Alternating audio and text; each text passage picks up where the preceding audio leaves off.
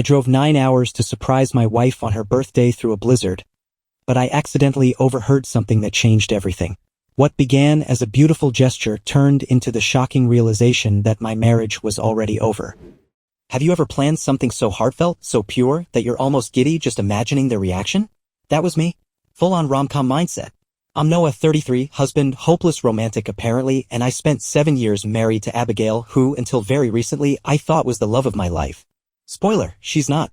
We met in high school. Broke up during college.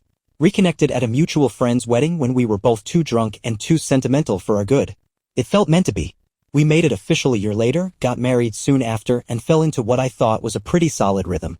Mortgage. Annual vacations. Fights over what to watch on Netflix. You know, the married life checklist.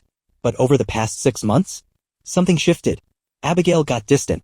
Not in a cold, silent treatment way. More like she was always mentally somewhere else. She started spending a lot more time with her sister Mia and a new crew of friends who all seemed like the human version of a luxury Instagram filter, flashy, filtered, and deeply in debt. They talked like reality shows and posted like influencers, and Abigail? She started echoing them. Making snide little comments about our modest 3-bedroom house. Asking when I planned to level up my career. It stung, but I chalked it up to a phase. Everyone's allowed a little midlife drift, right? Fast forward to Abigail's birthday. Midwest February, which means snow, ice, and zero predictability. Her actual birthday was on a Tuesday, but she had weekend spa plans with Mia. I told her I couldn't make it, blamed work. Total lie. I was planning a surprise. Friday off, favorite cake from her go-to bakery, a dinner reservation I'd booked 3 weeks in advance. I even packed her favorite dress and shoes. The plan? Show up, surprise her, and remind her that even if we weren't in a perfect place, I still showed up. Cue the snowstorm. Blizzard warnings from 3 states, but I was undeterred. Maybe I watched too many Hallmark movies, or maybe I was just clinging to the version of us that existed in my head. Either way, I drove. What should have been a 6-hour trip turned into 9 hours of white-knuckle chaos. Multiple accidents slowed traffic to a crawl. I stopped twice for a gas station coffee to stay awake. By the time I reached Mia's neighborhood, it was 4 p.m. and I had to park a block away because snowplows hadn't touched the street. Jeans soaked, fingers frozen, heart pounding, I carried the cake box through the snow like it was a priceless artifact. The door was unlocked. I stepped inside to the sound of laughter and voices from the kitchen. I was just about to call out when I heard it. My name. Abigail was mid-sentence, laughing. Mia said something muffled and then Abigail said, clear as day, he probably thinks he's stuck at work. In this weather, they probably sent everyone home. He's probably at home with his headphones on, playing that stupid game again. There was contempt in her voice, real, sharp-edged contempt. Not teasing. Not sarcastic. Real. Mia chimed in, at least he's not here ruining your birthday weekend. Then Abigail, laughing again, said, God, can you imagine? He'd tag along to dinner, tell the same 3 boring stories, then pout when I want to go out tomorrow without him. That's when the stomach drop hit. You know the one. Like your whole body's realizing something your brain hasn't caught up to yet. And then the line. The one I'll never forget. God, I hope he crashes. I could use the insurance. Followed by Mia's voice, bright and breezy, or at least a few months of silence. Laughter. Actual laughter. At the thought of me dead or hospitalized. Casual, cruel, gut-punch laughter. I didn't confront them. I didn't scream or shout. I walked into the kitchen, placed the cake on the counter like it didn't weigh 10 tons, turned around, and walked right back out. Their faces, Abigail's especially, will haunt me. I've never seen color drain from someone's face that fast. I didn't even make it to the car right away. Sat on the porch for 20 minutes, staring at the snow like it had the answers. 17 missed calls. 38 texts. None of them read. I drove until I found a crappy motel with a room that smelled like crushed cigarettes and regret. Turned my phone off. Stared at the ceiling until morning. That was the moment everything changed. I didn't sleep much that night. The motel room buzzed with an old radiator that coughed more than it warmed, and my brain wouldn't shut up. Every time I closed my eyes, I replayed Abigail's voice, that awful line, God, I hope he crashes. I could use the insurance. I wasn't sad yet. Not angry either. I was numb. Have you ever felt so betrayed that your emotions short-circuit? That was me. Lying on a mattress that felt like it was stuffed with plastic bags, watching the water-stained ceiling, trying to figure out where it all went wrong. I didn't cry. I think my system was still in shock. But I kept looking at the phone, watching the notifications pile up. 17 missed calls. Then 22. Then 30. Abigail's name. Mia's name. Even Abigail's mom, because, of course, the guilt delegation had already begun. Then came the texts. A mix of where are you? And please come back to you completely misunderstood. And we were joking, Noah. They weren't joking. No one laughs like that when they're just playing around. That wasn't a joke. That was real. That was mean. That was a truth said with enough comfort to know it's been said before. I left the motel around 9 a.m. I didn't go home. Not yet. I drove aimlessly, got a greasy diner breakfast, and stared into my coffee cup like it might offer some clarity. Spoiler, it didn't. Then I drove to the park where Abigail and I used to walk our dog. Max. He died 2 years ago. She cried more for that dog than I've ever seen her cry for me. After that, I did the thing I never thought I'd do. I went home. Alone. I walked into our quiet, picture-perfect house. Everything was in its place like it was mocking me. The photos on the wall suddenly looked like strangers. Smiling, perfect strangers.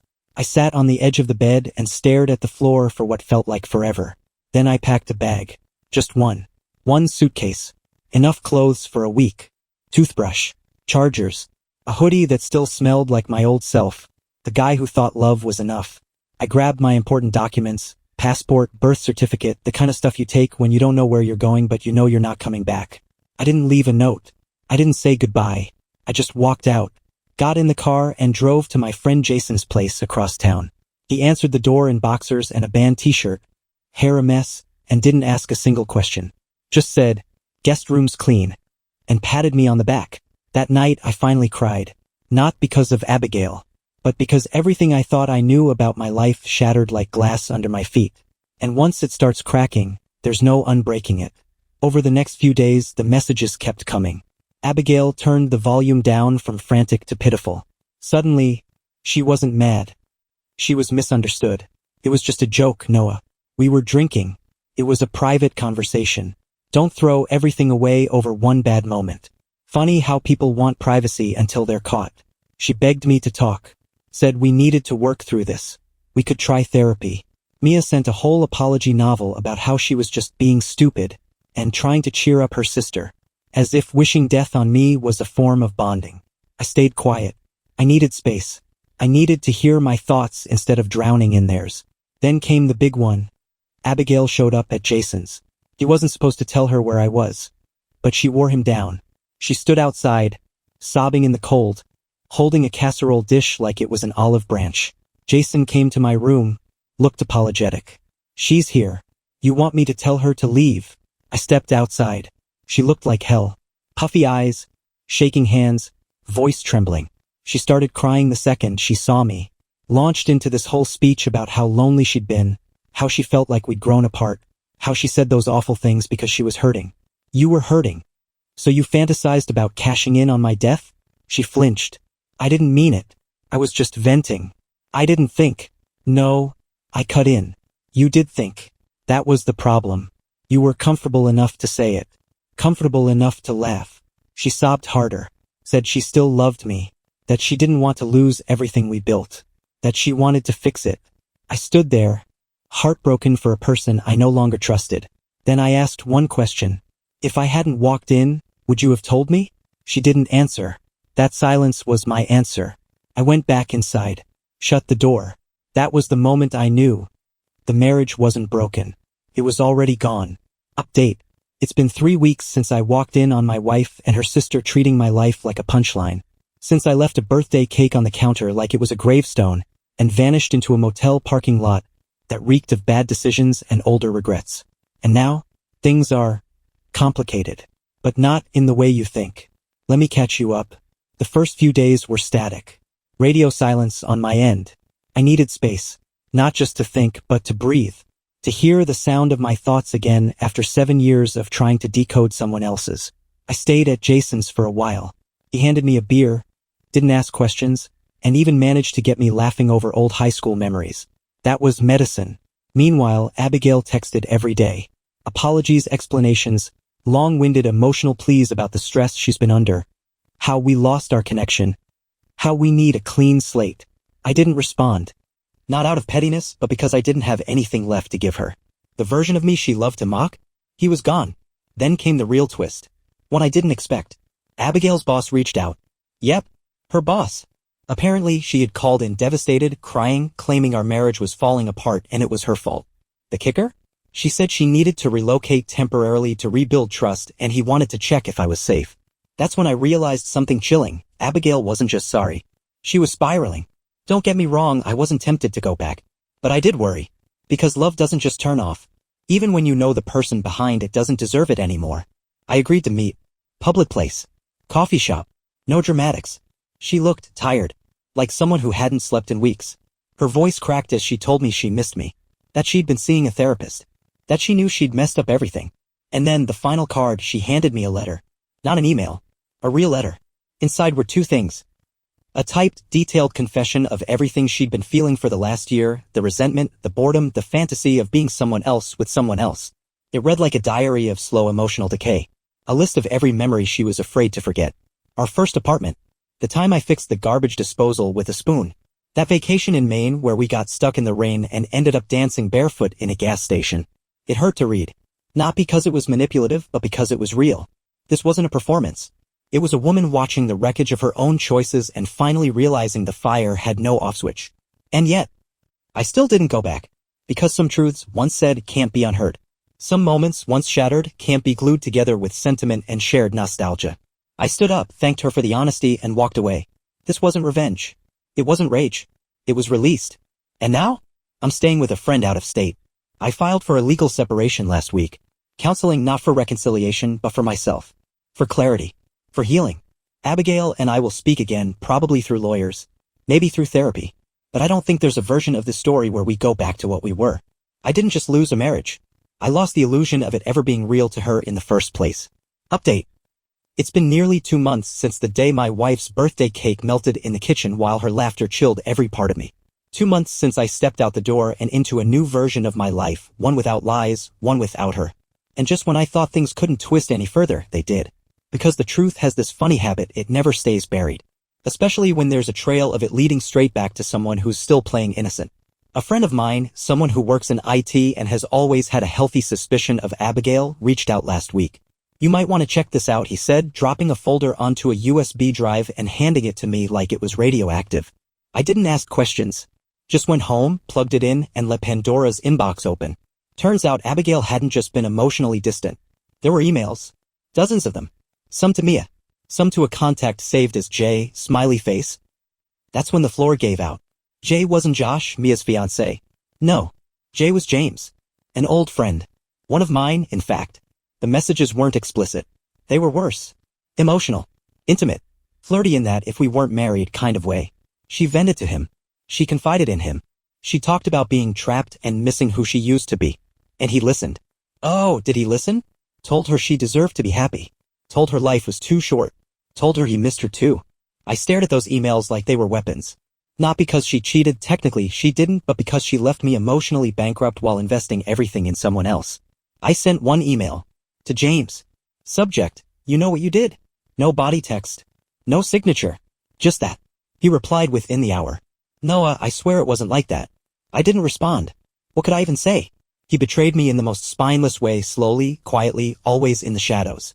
Then, in a move straight out of the self-pity playbook, Abigail called. I didn't sleep with him, she started, like that was supposed to be a consolation prize. I stayed silent. I was lonely, she continued. You were always so content. And I wasn't.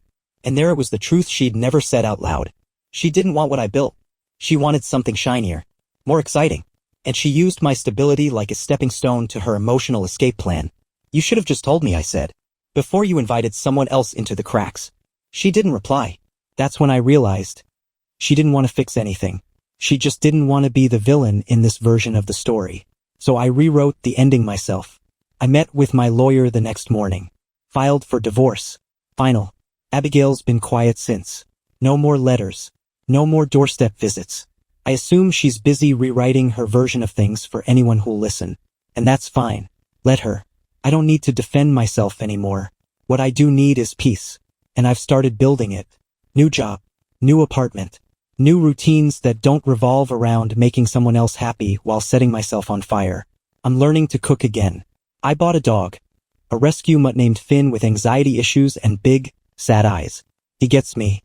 Most of all, I'm learning to enjoy the quiet. Not the silence of being ignored. The silence of not having to apologize for existing. And let me tell you, that kind of silence, that kind of freedom, is the loudest peace I've ever known. It's been 3 months now. Long enough for the smoke to clear. Long enough for me to see the landscape of my life without Abigail. Without the illusion. and without the constant hum of emotional erosion. After filing for divorce, I moved into a small apartment on the edge of town. Nothing fancy. 2 bedrooms, mismatched furniture, and a view of the grocery store parking lot. But it's mine, and for the first time in years, every square inch of this space feels safe. Like, I don't have to brace for impact every time I walk through the door. I wake up early now, make my coffee, strong and bitter, go for walks with Finn. Yeah, the rescue mutt with trust issues and big, sleepy eyes. We've become a unit. 2 souls figuring out what safety means. At first, I kept waiting for the grief to hit like a tidal wave, but it didn't. Came like a slow leak instead. A sadness that seeped into quiet moments. Brushing my teeth, folding laundry, walking past the bakery where I used to buy her birthday cakes. I let it wash over me when it came. I stopped fighting it. And eventually, it stopped feeling like a weight. Started feeling more like a scar, visible, yes, but no longer tender. I went back to therapy. Started unpacking more than just the betrayal. I looked at my patterns, why I stayed quiet so long, why I mistook stability for connection, why I believed love was something you earned by enduring. That was the real wake-up call. I wasn't just grieving the marriage. I was grieving the version of me who thought that being ignored was just part of being committed. One day, I came across an old notebook while unpacking a box. It had doodles and jokes and terrible song lyrics from when I was 20. I sat down and read it cover to cover. Somewhere in those pages was the guy I used to be. The one who laughed more, dreamed bigger, trusted deeper. I missed him, so I started doing things he would have loved. Picked up my guitar again, played until my fingers stung. Took a weekend road trip just to see a waterfall I once read about in a travel blog. I even started painting. Badly, I'll admit, but freely. With no one standing over my shoulder, critiquing how I spent my time. I bumped into James once. At a bookstore. He saw me first. Froze like a deer in headlights. I walked right past him. Some people don't deserve closure. They deserve to be left exactly where they lost you. Abigail texted me 2 weeks ago. Just once. I heard you're doing okay. I hope that's true. I didn't reply. I didn't need to. My life isn't perfect now. I still get pangs of doubt. Still double-check locks. Still flinch at familiar songs. But there's a steadiness to it. A rhythm I can trust. And that's everything. I used to think healing meant being untouched by pain. But I've learned healing is choosing joy, even when you remember. So here I am. Choosing joy. Choosing growth. Choosing me. Not out of spite, but because I finally believe I'm worth choosing. Update. It's been 6 months now. Half a year since the snowstorm. The cake. The laugh that broke something inside me. Half a year since I stopped being someone's safety net and started being my anchor. So here's the final update. The divorce went through last week. Clean cut. No drawn-out battles. No desperate reconciliations. Just paper signed and filed. It was strangely quiet, too quiet considering everything that came before. But maybe that's the point. Some endings don't come with fireworks. Just silence. And peace. I sat in my apartment afterward. Finn curled up at my feet, thinking about everything I'd lost, and everything I'd finally made space for. Since the last update, I've been rebuilding in ways I never expected. Not just the external stuff, new furniture, new routines, new favorite takeout spots. I mean internal. I've stopped flinching when people ask me how I'm doing. I've stopped apologizing for being quiet in conversations, for not being the life of the party, for needing space. And the funny thing is, the more I accepted myself, the more my world expanded. I reconnected with old friends, started volunteering at an animal shelter, even tried rock climbing. Yes, me, the guy who once dislocated a shoulder playing frisbee. I feel a lot. I bruised even more, but I kept going back. Because for the first time, falling didn't mean failing. It just meant I was trying. Therapy became more than a check-in. It became a mirror. I saw parts of myself I hadn't looked at since I was a teenager. The scared kid who thought love meant proving your worth. The guy who thought compromise meant silence. And finally, the man who realized all love doesn't ask you to disappear to keep it. Abigail and I haven't spoken since the last text. No calls. No letters.